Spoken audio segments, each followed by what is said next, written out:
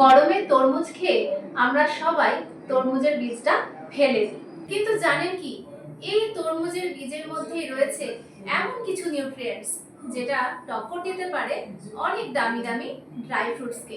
তরমুজের বীজে থাকে খুব ভালো পরিমাণে protein, healthy fat, magnesium, zinc, iron এবং অ্যান্টিঅক্সিডেন্টস।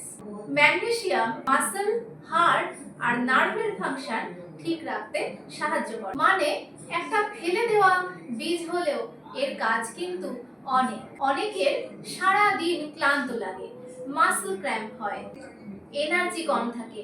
এর একটা কারণ কিন্তু হতে পারে ম্যাগনেসিয়াম ডেফিসিয়েন্সি। আর ওয়াটারমেলন সিড সেই জায়গায় খুব সাহায্য করতে পারে। এবার আসি হার্ট হেলথে।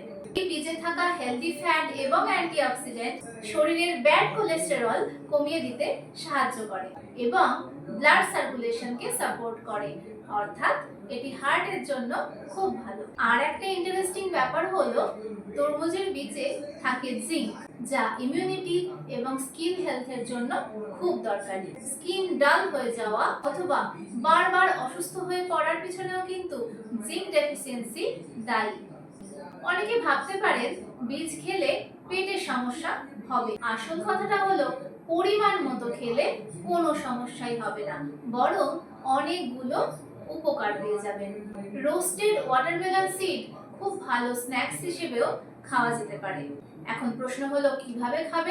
সবচেয়ে ভালো উপায় হলো বীজগুলো ধুয়ে শুকিয়ে রোস্ট করে নেওয়া। চাইলে একটু নুন বা গোলমরিচ দিয়ে স্ন্যাক্স হিসেবে খেতে পারেন। এছাড়া স্যালাড, ওটস বা অন্যান্য অনেক কিছুর উপরে স্প্রিঙ্কল হিসেবে ব্যবহার করে খেতে পারেন। একটা কথা মনে রাখবেন, যে কোনো হেলদি খাবারের মতো এটাকেও কিন্তু পরিমাণ মতো খেতে হবে, কারণ অতিরিক্ত খেলে উপকারী জিনিসও অপকার করতে পারে। তাহলে আজ থেকে আর তরমুজের বীজগুলো ফেলে দেবেন না, সেগুলোকে কাজে লাগিয়ে ফেলুন।